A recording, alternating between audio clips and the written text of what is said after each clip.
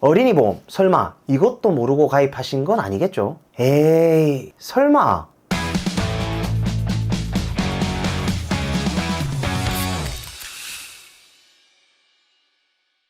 네, 안녕하세요. 여러분들의 갈증을 톡 쏘는 보험 지식으로 해소시켜드리는 보험사이다입니다. 반갑습니다. 이 보험사이다가 정말 많은 상담을 진행하고 도움을 드리는 부분이 바로 어린이 보험인데요. 제가 생각하는 대한민국 최고 보험이 뭐냐라고 묻는다면 저는 실비 다음으로는 무조건 어린이 보험입니다. 어린이 보험은 원래 만 30세까지 가입이 가능했었는데 가입 나이가 만 35세까지 가입 가능 시기를 늘린 회사들도 점차 증가하고 있죠. 그래서 보험 가입이 얼마 안 되신 분들은 어린이 보험을 또 어디서 알아보셨는지 새로 가입을 하시려고 하시는 분들도 상당히 많으시더라고요. 이 보험사에다도 건강한 분이라면 성인 보험이 아니라 꼭 어린이 보험을 가입하실 것을 권장드립니다. 가입하고 싶어도 만 35세가 지나면 가입이 불가능합니다. 일반적인 성인보험에 비해서 같은 보장이라면 보험료가 더 저렴하기도 하지만 보험을 볼 땐 막연히 금액만 싸다고 중요한 게 아니라고 말씀드렸죠, 여러분. 더욱 중요한 건 납입 면제 기능부터 수술비의 범위까지 거의 모든 측면에서 어린이 보험이 일반 성인보험보다 훨씬 더 유리합니다. 그런데 사실 이 보험이라는 건 하루 이틀 납입해야 되는 게 아니기 때문에 자칫 잘못하면 큰일 날 수도 있습니다. 정말 잘 준비를 하셔야 되겠죠. 잘만 준비를 한다면 정말 그 무엇보다 소중한 황금 보따리가 될 수도 있고, 또 반대로 이 보험이라는 건 잘못 준비를 하게 되면 이 빠진 독에 물 붓는 격이 될 수도 있습니다. 나와 내 가족을 리스크로부터 평생을 지켜줄 소중한 보험은 최대한 공부를 좀 하시고 가입을 하실 것을 권장드립니다. 그리고 오늘은 수많은 보험 중에서도 단연 원톱이라고 할 수도 있는 어린이 보험을 정말 가입은 하고 싶은데 납입 여력은 너무 어렵고 그래도 가입은 해야 될 것 같고 이런 분들을 위해서 최대한 한정된 금액 안에서 효율적으로 준비하는 방법을 알려드리려고 합니다. 잠깐, 방금 뒤로 가기 버튼 누르려고 하시는 거 다 봤습니다. 이 영상 끝까지 시청하시면 정말 많은 도움이 되실 거니까 집중하셔서 살면서 꼭 알고 있으면 좋은 정보들 많이 얻어가셨으면 좋겠습니다. 먼저 어린이 보험을 가입할 때 꼭 알아야 하는 주의사항을 먼저 좀 알려드리고, 지금 현재 시점에서 가성비가 있으면서도 똑부러지게 준비하는 어린이 보험 플랜도 알려드리도록 하겠습니다. 자, 여러분, 그럼 어린이 보험을 가입할 때 먼저 주의사항부터 알아보겠습니다. 먼저 어린이 보험을 가입할 때는 여러 회사들이 있지만 무턱대고 어린이 보험이라고 해서 막 가입한다고 다 좋은 게 아니라 보험료 차이를 꼭 확인을 해주셔야 합니다. 어린이 보험은 대부분의 보험회사들마다 판매를 하고 있기 때문에 보험사들끼리 경쟁이 있을 수밖에 없습니다. 그러니까 잘 확인해 보셔야 되겠죠. 그래서 중간중간에 회사별 어린이 보험의 조건도 조금씩 달라지게 됩니다.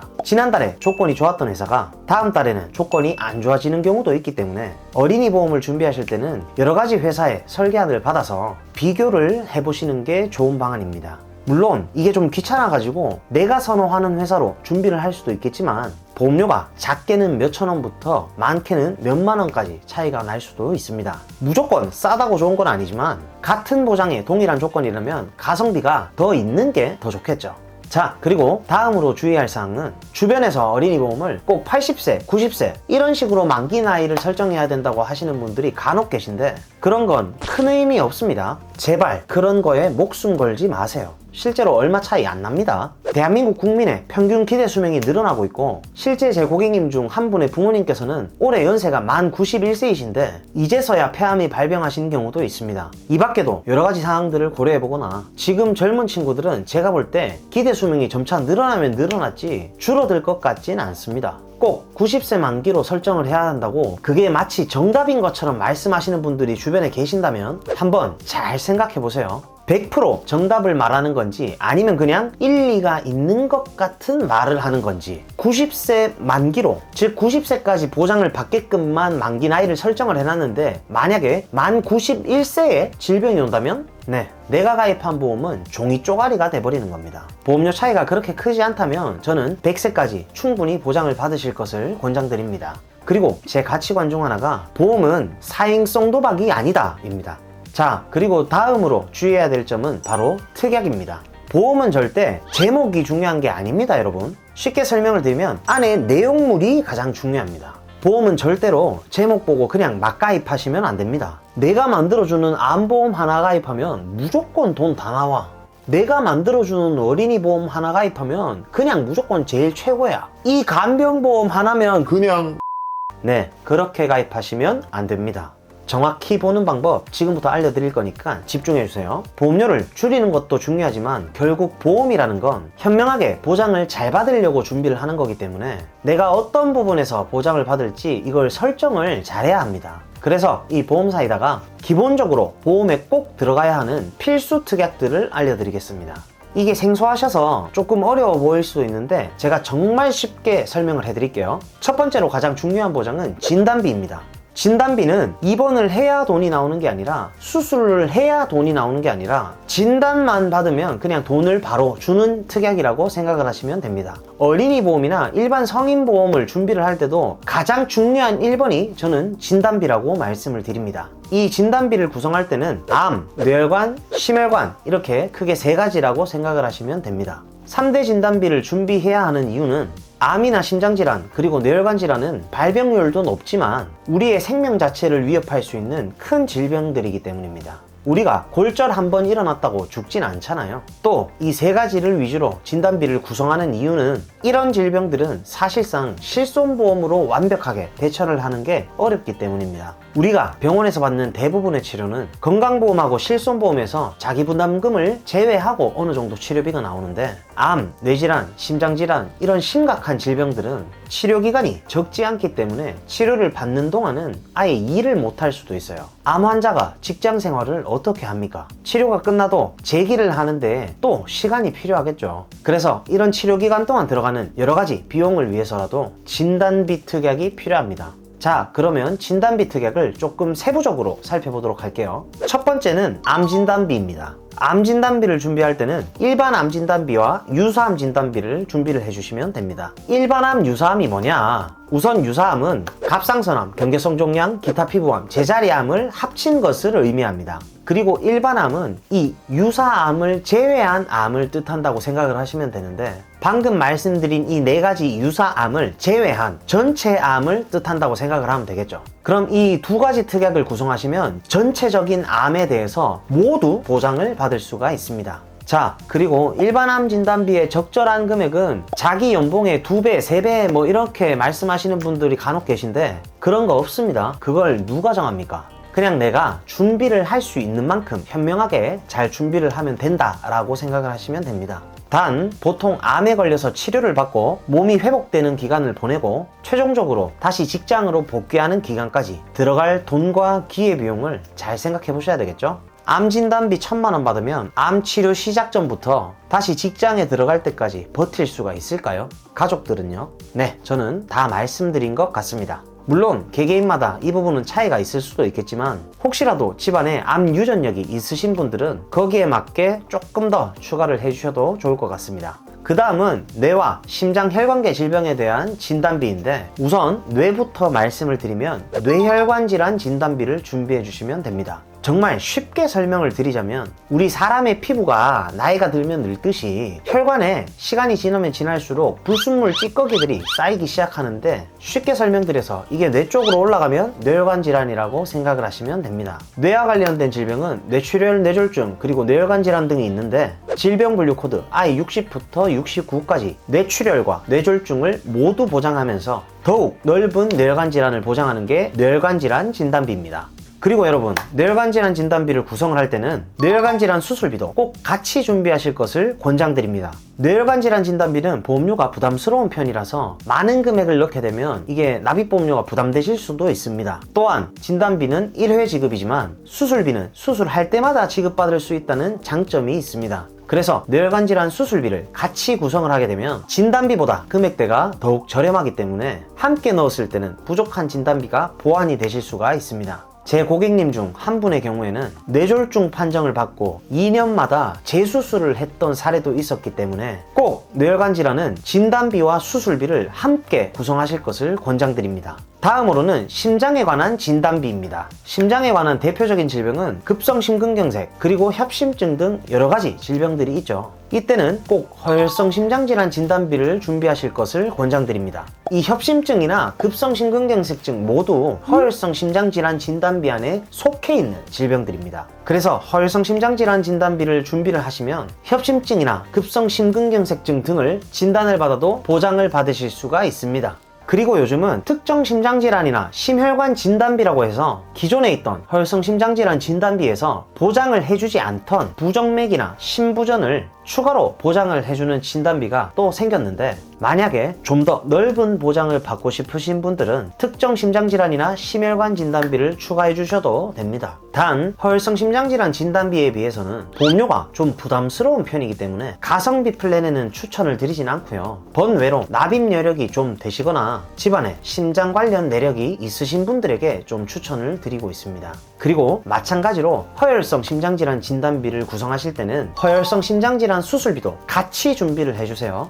이 또한 보험료가 부담되실 수 있기 때문에 허혈성 심장질환 진단비와 수술비를 같이 구성을 하게 되면 진단비보다 금액대가 저렴하기 때문에 함께 넣게 되면 부족한 진단비를 보완하실 수가 있습니다. 자, 그래서 여기까지가 그토록 보험 가입하실 때 다들 한 번쯤은 들어보셨을 3대 진단비에 대한 가성비 플랜을 준비하는 방법입니다. 보험 광고는 손해보험 광고심의 기준을 준수하였으며 유효기간은 심의일로부터 1년입니다.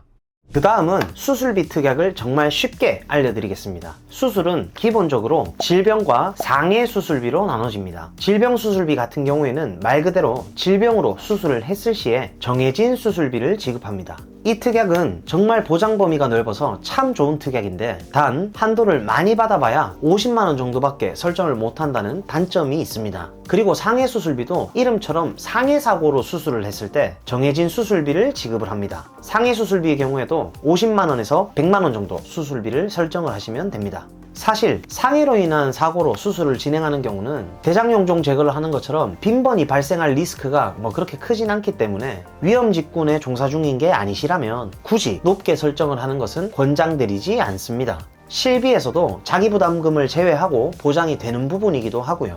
그리고 좀 전에 말씀드린 질병 수술의 경우에는 위나 대장용종 제거, 치질 수술 혹은 요로결석이나 요실금 등 정말 자잘한 수술부터 큰 수술까지 다양하게 받을 가능성이 있지만 질병 수술비의 한도가 높게 들어갈 수는 없다고 했었죠. 그래서 저는 질병 종수술비 특약을 함께 구성하실 것을 권장드립니다. 쉽게 설명드리면 1호종 수술비 특약은 수술의 방식에 따라서 위험 난이도를 나눠서 지급을 하게 되고, 그레이드가 즉 난이도가 높은 수술일수록 수술 금액을 높게 지급을 합니다. 간단한 용종 제거술부터 시작을 해서 암으로 수술을 하는 경우까지 모두 포함이 되기 때문에 보장 범위가 굉장히 넓은 담보라 꼭 권장을 드리고 있습니다. 질병 수술비와 질병 1호종 수술비를 함께 구성을 하게 되면 중복 보장이 되기 때문에 여러모로 좋은 보장이라고 말씀을 드립니다. 그리고 마지막 필수 담보 중 하나가 가족 일상 배상 책임 특약입니다. 쉽게 설명드리면 일상배상 책임담보는 우리가 일상생활을 하다가 고의가 아닌 실수로 남에게 재산적 피해나 혹은 신체적으로 다치게 했을 때 1억 한도 내에서 자기부담금을 제외하고 상대방에게 배상을 해주는 특약입니다. 예를 하나 들어보면 실수로 길을 걸어가다가 남의 어깨를 잘못 부딪혀서 핸드폰을 파손시키는 경우가 있죠. 이런 걸 배상해 주는 겁니다. 특약값이 500원에서 800원 얼마 안 하기 때문에 이건 넣어 놓으시면 진짜 많은 도움이 되실 겁니다. 여기까지 어린이 보험을 가장 라이트하게 가성비 있게 구성을 할 때 꼭 구성하시길 권장드리는 특약들을 알려드렸습니다. 입원비 특약을 간혹 넣어 놓으신 분들이 계신데 하루 입원했을 때 3만원 받으시려고 대략 만원에서 15,000원씩 매월 빠져나가는 건 사실 기회비용상 저는 절대로 권장드리지 않습니다. 여러분들의 부모님을 예로 들어보자고요. 어머님 아버님이 여태 50년 60년 살아오시면서 총 입원 일수가 며칠 되십니까? 네, 여기까지만 말씀드려도 다 무슨 말인지 이해하실 거라 생각합니다. 제 채널의 시청자분들은 정말 똑부러지시니까요. 어차피 입원비나 골절 진단비 이런 것들은 치료를 받게 되면 기본적으로 실손보험에서 자기부담금을 제외하고 어느 정도 보장이 나와주기 때문에 권장드리지 않습니다. 이런 것까지 다 넣게 돼버리면 보험료가 너무 부담스러워지실 수도 있습니다. 자, 여러분 여기까지 이해하셨다면 정말 다 따라오신 겁니다. 그럼 마지막으로 보험사이다가 추천하는 어린이 보험 플랜을 알려드리도록 하겠습니다. 저는 보통 인수 조건에 아무런 문제가 없이 건강하신 분들이라면 어린이 보험을 설계할 때는 한 가지 보험회사의 상품 안에 다 집어넣는 게 아니라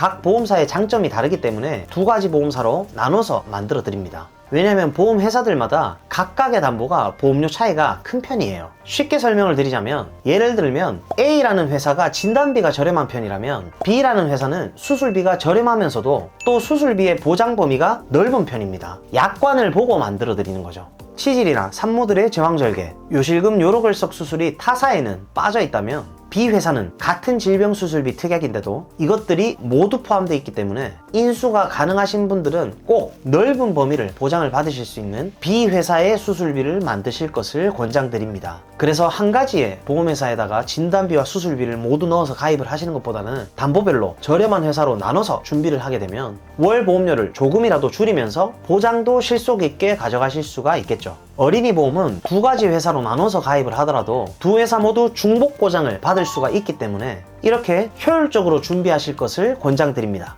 자, 그러면 대망의 보험 설계안을 살펴보도록 하겠습니다. 기본적으로 25세 상해급수 1급의 사무직 여성분을 기준으로 20년 납 100세 만기로 설계한 내용입니다. 간혹 조금이라도 더 싸게 가입하려면 90세 만기로 설정하는 게 더 좋지 않냐고 들어보신 분들 분명히 계실 텐데 기대 수명은 계속해서 늘어나는데 만약 여러분들이 90세 만기로 가입을 하셨다가 91세에 질병이 오시면 아무것도 보장 못 받습니다. 보험료 차이 5,000원에서 만원 밖에 차이 안 나니까 나중에 또 보험 새로 가입하지 마시고 처음부터 100세 만기로 제대로 설정해 놓으시길 바랍니다. 보험은 도박이 아닙니다. 먼저 혼합 설계를 하는 A 회사의 설계안을 살펴보면 암 진단비 4,000만원과 유사암 진단비 800만원, 그리고 뇌혈관 질환 진단비 2,000만원, 허혈성 심장 질환 진단비 2,000만원이 구성되어 있습니다. 이외에 나머지 담보들은 보험을 구성하기 위해서 필수로 가입해야 하는 조건들이라 제가 따로 필요해서 넣은 담보들은 아닙니다. 쉽게 말하면 얘들이 있어야 보험이 조립이 된다고 생각을 하시면 됩니다. 보험사에서 조건을 걸어 놓은 거죠. 그래서 최저로 금액을 줄여놨습니다. 필수 담보 중에서 가장 보험료 부담이 적은 회사들로 산출을 했습니다. A 회사 같은 경우는 진단비의 보험료가 부담이 없는 편이라 이렇게 진단비 위주로만 설계를 했고요. 월 납입 보험료는 36,992원이 나옵니다. 그리고 B 회사 설계안도 한번 살펴보겠습니다. B 회사는 수술비 위주 설계로 기본적으로 질병 수술비 40만원과 또 질병 종수술비 5종 기준으로 2천만원이 들어가고요. 또 상해 수술비와 뇌혈관 질환 수술비, 그리고 허혈성 심장 질환보다 조금 더 범위가 넓은 주요 심장질환 수술비가 들어갑니다. 그리고 B사의 진단비가 아예 안 들어가는 건 아니고요. 일반암 진단비 1,000만원과 유사암 진단비 200만원이 들어갑니다. B 회사에서는 수술비만 전부 구성하는 걸 금지하고 있어서 기본 조건을 좀 충족시키기 위해서 이렇게 암 진단비를 최소로 가입을 해줘야 합니다. 그래서 어차피 암 진단비를 5천만원을 준비를 해야 되니까 A 회사에서 4천만원을 먼저 구성하고 그리고 남은 1,000만원을 B 회사에서 암 진단비를 같이 구성을 해주면 됩니다. 그래서 이렇게 B 회사의 수술비 위주로 설계를 하면 암 진단비 1,000만원과 유사암 진단비 200만원이 들어가 있는데도 월 납입 보험료는 약 24,853원이 됩니다. 그러면 두 가지 보험을 합친 내용을 요약해 보겠습니다. 일반암 진단비 5천만원과 유사암 진단비 1,000만원, 그리고 뇌혈관 질환 진단비 2천만원과 허혈성 심장 질환 진단비 2천만원이 들어가고요. 질병 수술비 40만원과 상해 수술비 50만원, 그리고 질병 종수술비 5종 기준 2천만원이 들어갑니다. 그리고 뇌혈관 질환 수술비와 허혈성 심장 질환보다 보장 범위가 더 넓은 주요 심장 질환 수술비도 1,000만원씩 각각 구성이 되며 가성비 담보인 가족 일상 배상 책임까지 들어갑니다. 자, 그래서 월 납입 보험료는 두 가지 회사를 합쳐서 61,845원이 나오게 됩니다. 두 가지 회사를 혼합했기 때문에 보험료를 최대한 절약하면서 딱 직장인이나 사회초년생을 위한 가성비는 있는데 보장 범위도 넓으면서 보장도 좋은 어린이 보험 플랜을 알려드렸고요. 딱 필요한 담보만 구성을 했는데도 효율적으로 보장을 받으실 수가 있습니다. 시간이 지나면 보험사들은 또 경쟁을 하기 때문에 조건이 조금씩 또 바뀔 수는 있지만 기본적인 필수 보장은 동일하다고 봐주시면 좋을 것 같습니다.